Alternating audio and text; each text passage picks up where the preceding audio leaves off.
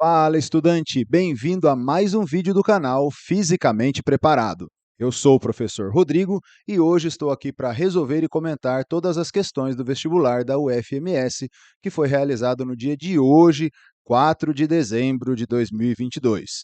Bora então para a resolução? Muito bem, primeira questão aí é a questão 36, e ele fala assim: uma das formas de facilitar o cuidado e a manutenção das piscinas é a utilização de um dispensador de cloro químico de piscina externa. Na imagem a seguir, ele tem massa total de 1,2 kg. Vamos anotar isso? Nós temos uma massa, então, de 1,2 kg e volume de 3 litros. Ok. Sendo a aceleração da gravidade local 10 metros por segundo ao quadrado e a densidade da água, densidade do líquido aí, 1 grama por centímetro cúbico, o volume da parte emersa, o que é o volume da parte emersa? O volume que está para fora do dispensador de cloro é, olha só, quando ele está aqui em equilíbrio, esse dispensador de cloro ele fica sujeito basicamente às forças peso e empuxo. Uma parte desse dispensador fica imersa, né, essa parte aqui, e a outra parte fica emersa. Eu quero saber esse volume que está do lado de fora. Vamos descobrir o volume que está dentro e aí a gente faz a diferença para saber qual é o volume que está fora, porque esse dispensador ele está sujeito à força peso para baixo e à força de empuxo para cima. Se ele está em equilíbrio na superfície do líquido, a força de empuxo é equilibrada pela força peso. Sendo assim, nós fazemos empuxo igual peso. Cálculo do empuxo.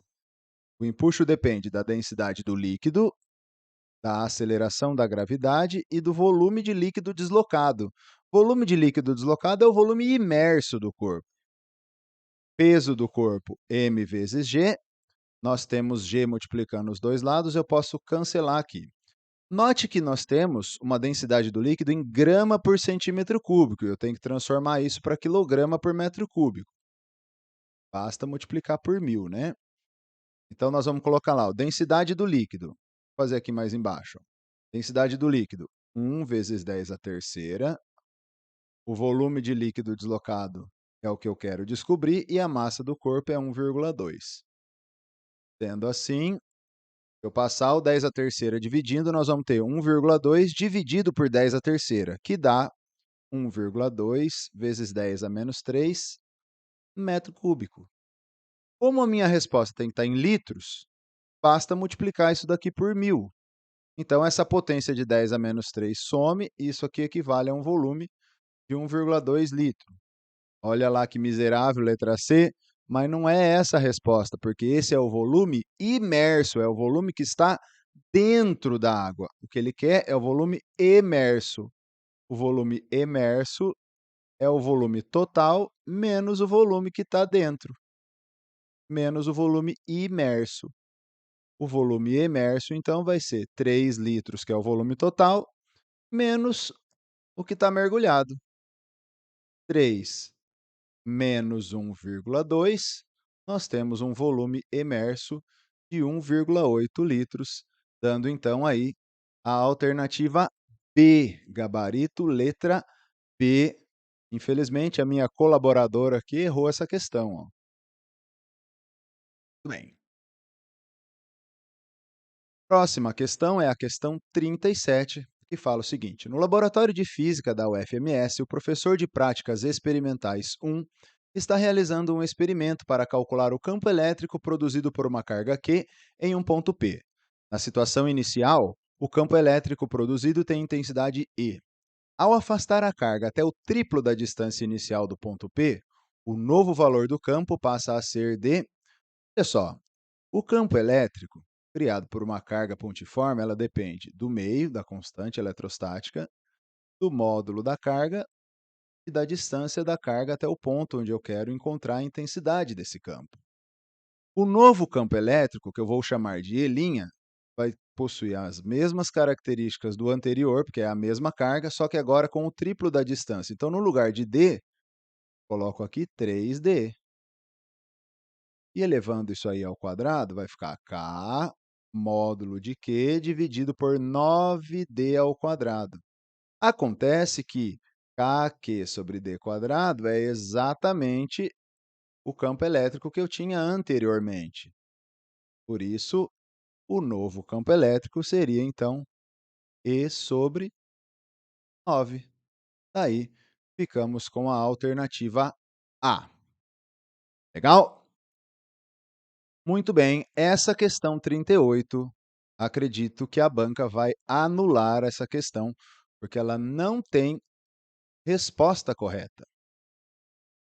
Vamos fazer aqui, ó. Ele fala assim: uma piscina com as seguintes dimensões, 1,5 por 4 por 8 metros, está totalmente preenchida de água e com a lona térmica. Então, eu tenho um volume de água que seria a multiplicação dessas três medidas, 1,5 vezes 4 vezes 8.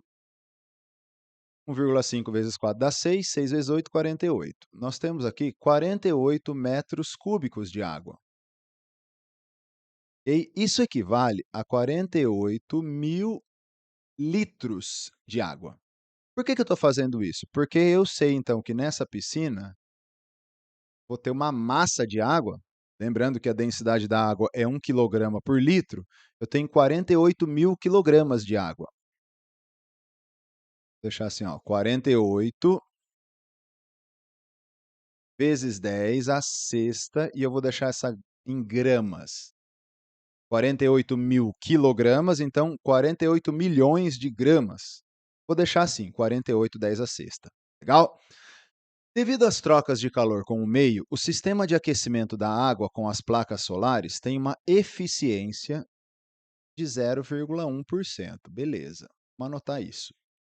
Se o sistema de absorção da radiação solar é composto por 5 placas, onde a dimensão de cada placa é de meio metro por 4, então eu vou ter aqui, ó, uma área total que absorve a radiação solar, 5 placas, cujas medidas são meio metro por 4 metros.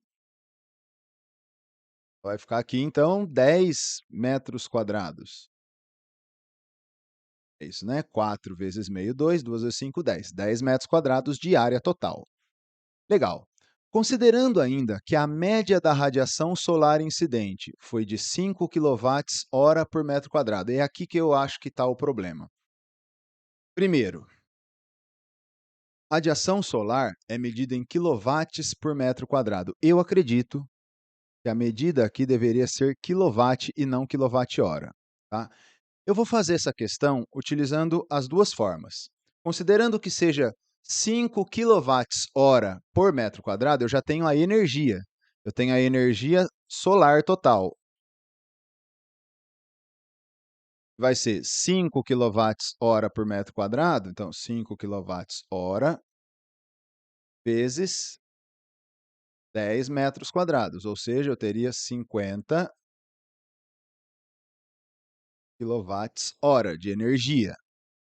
Só que como eu tenho uma eficiência de 0,1%, quer dizer que o que vai realmente se transformar em calor, porque veja o que ele pede, ó, ele dá o calor específico, a densidade da água. Em 8 horas de funcionamento, a água da piscina sofreu uma variação de temperatura igual a... Veja, essa energia solar, 0,1% dela se transformaria, então, em calor. Então, isso aqui ficaria 0,1% vezes 50 kWh. O que é 0,1%? É 0,1 por 100, olha que brilhante. É 0,1 dividido por 100. Vamos transformar isso daqui para joule.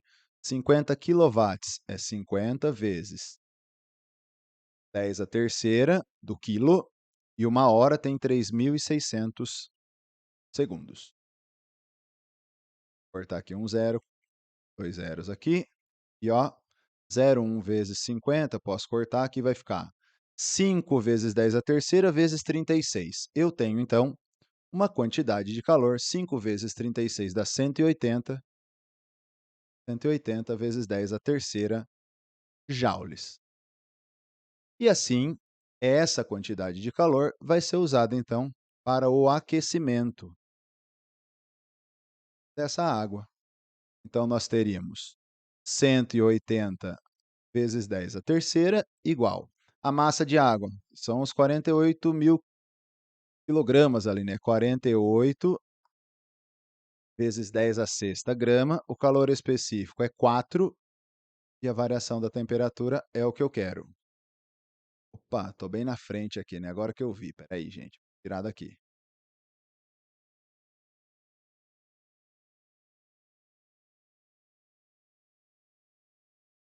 Por aqui, ó. Então, fiz ali o que macete, substituí os valores. O valor específico é 4, né? Ele colocou aqui, ó. Veja que é joule por grama por grau Celsius, por isso que eu deixei a massa em grama. E fazendo essa continha aqui, gente, adivinha, nós não vamos chegar em gabarito nenhum. Porque se eu fizer ali, ó, 180 vezes 10 a terceira, dividido 8 vezes 10 a sexta, vezes 4. Nós vamos chegar nesse valor aqui, ó, 9,375 vezes 10 a menos 4 graus Celsius. Bom, o que eu acredito que está errado? E, infelizmente, mesmo corrigindo, não vai ter gabarito. Essa questão vai certamente ser anulada. Esse valor 5 kWh, eu creio que a banca gostaria de ter colocado 5 quilowatts por metro quadrado, porque senão não faz sentido ele me dar aqui esse tempo de funcionamento de 8 horas. Então vamos considerar os mesmos dados agora, ó. Eu tenho aqui o volume, a massa de água e a área total não mudam. Mesma coisa,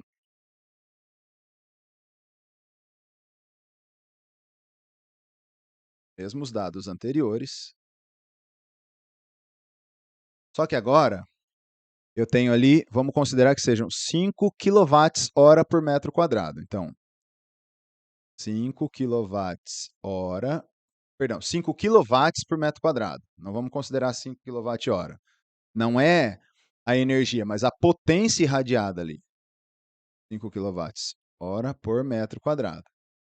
Isso vai me dar uma potência total que está chegando nas placas. Veja, se eu tenho uma área de 10 metros quadrados, são 5 quilowatts por metro quadrado, eu vou ter aqui uma potência de 50 quilowatts total.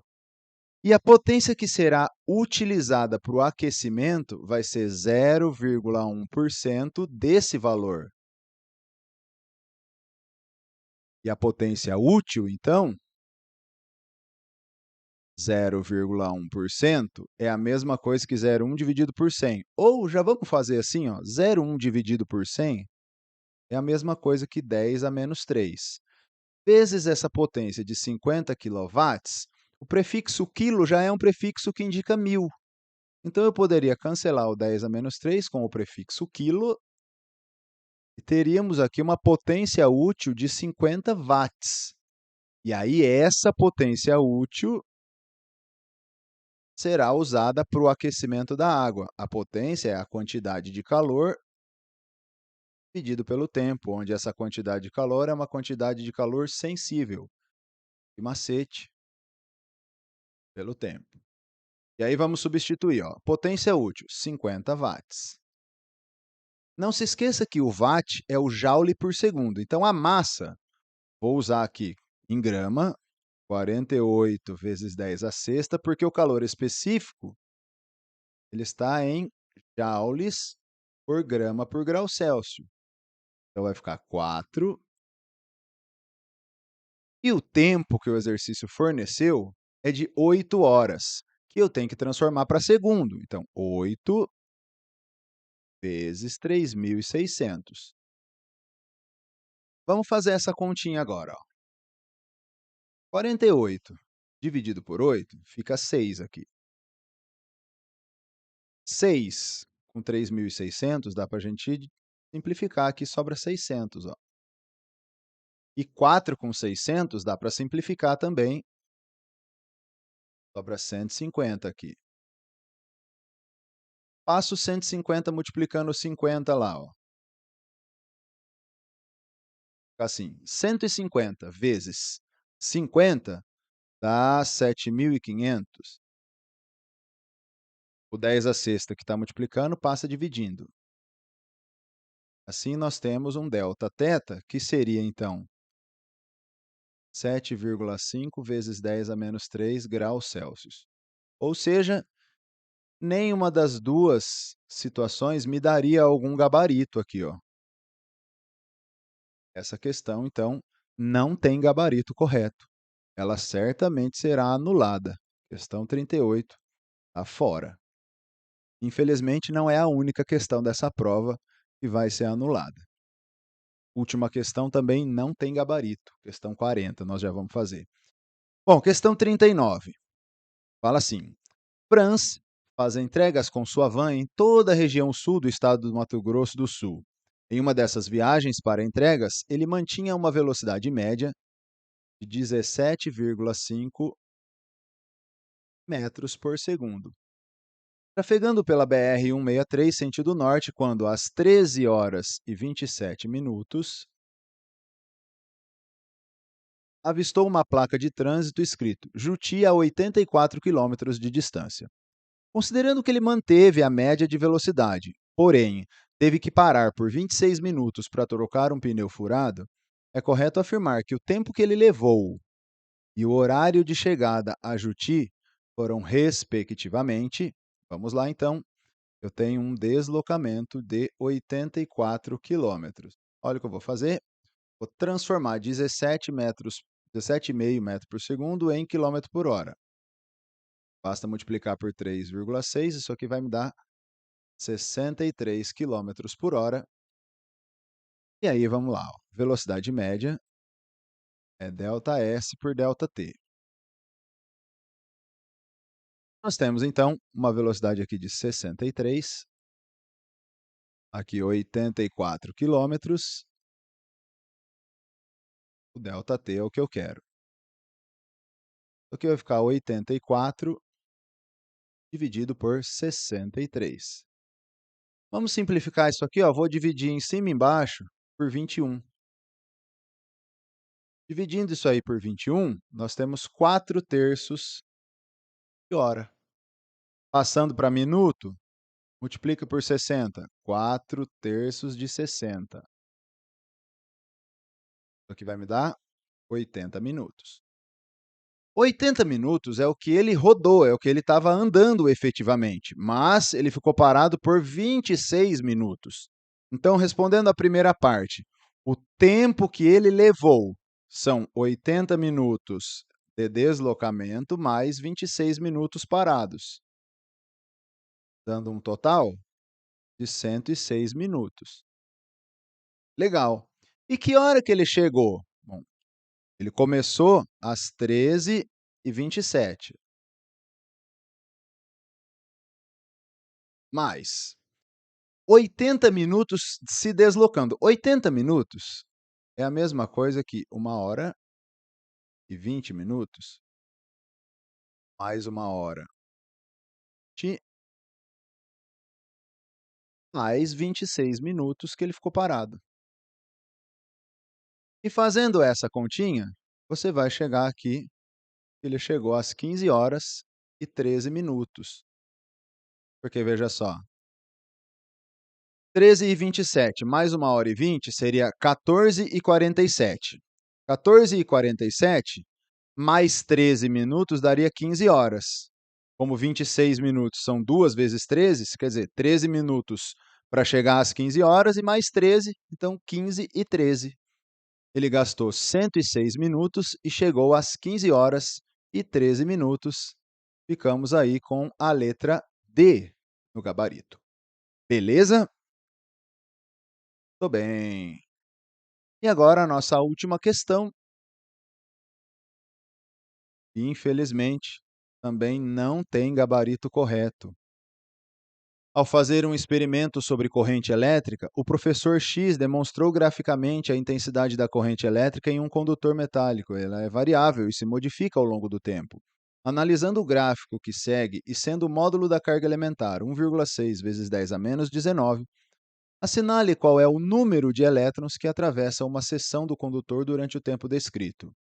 Veja só, eu tenho um gráfico de corrente pelo tempo. Quando você tem um gráfico de corrente pelo tempo, a carga total que passou no condutor nesse intervalo é dado pela área do gráfico. Então, eu vou separar isso daqui em 3 áreas. Ó.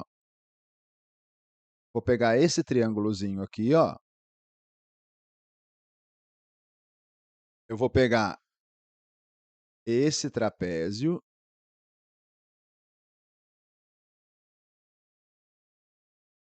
e eu vou pegar esse outro trapézio aqui.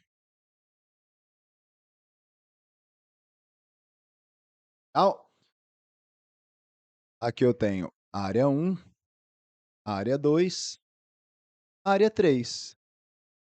Vamos fazer a continha então. Ó. Área 1, área do triângulo. Base vezes altura dividido por 2. A base aqui é 3, a altura é 60, só que não esquece que a unidade aqui está em miliamperes. Então, se eu vou deixar mili, a minha quantidade de carga vai estar em milicoulomb, dividido por 2. 3 vezes 6, 18, 180, dividido por 2, 90. Eu tenho uma quantidade de carga de 90 milicoulombs. Veja que essa área representa exatamente a quantidade de carga nesse intervalo. Área 2 é a área desse trapézio, que está deitado, né? Ó. Base maior mais base menor vezes a altura dividido por 2. A base maior é 80. A base menor é 60. A altura de 3 para 6 eu tenho 3, dividido por 2. 80 mais 60 dá 140, 140 dividido por 2 vai dar 70 vezes 3, 210. 210 milicoulombs. Vamos para a área 3.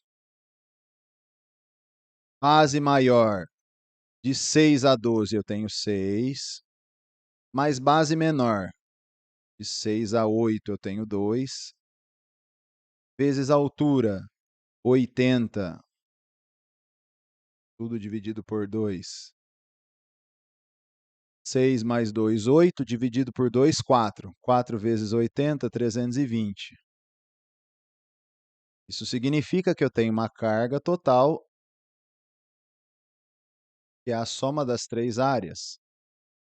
Somando essas 3 áreas, vai ficar ali 90 mais 210, 300. 300 mais 320, 620 milicoulombs, que me dá aqui, então, ó, 6,2 vezes 10 a menos 1 coulomb.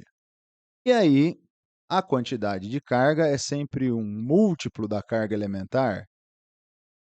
Eu quero saber o número de elétrons, então vai ficar aqui 6,2 vezes 10 a menos 1 igual a N vezes E, 1,6, 10 a menos 19. E assim, fazendo essa continha de cabeça, aqui minha cabeça, ó, 6,2,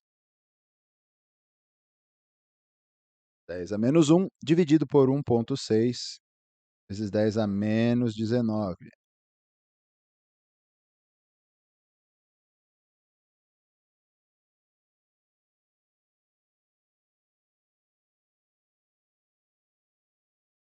Isso aqui vai dar 3,875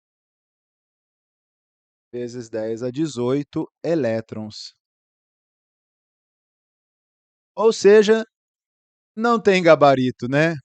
Infelizmente, essa questão aqui também vai ser anulada. Coisa de louco, né? 2 questões anuladas. Temos 5 questões de física com 2 questões anuladas na prova. Um absurdo isso. Mas é isso aí, galera. Espero que tenha curtido aí. Se você ainda não é inscrito aqui nesse canal, eu peço que você se inscreva, Curta o vídeo, compartilhe, ative aí as notificações do sininho para o YouTube te avisar sempre que eu gravar um vídeo novo. Se você ainda não me segue lá no Instagram, é Fisicamente Preparado. E se você deseja ter uma mentoria VIP comigo, eu trabalho com aulas particulares, trabalho com acompanhamento e posso então te preparar para qualquer vestibular que você queira prestar. Basta entrar em contato pelo link que eu vou deixar aí na descrição desse vídeo. Um abraço e até o próximo vídeo. Valeu!